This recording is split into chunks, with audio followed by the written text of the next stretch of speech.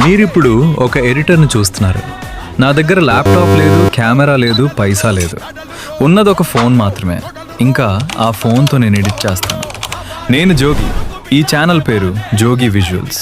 ఇది నా first video, నా డే 1. చాలా రోజుల నుండి ఒక ఛానల్ స్టార్ట్ చేయాలని ఉంది.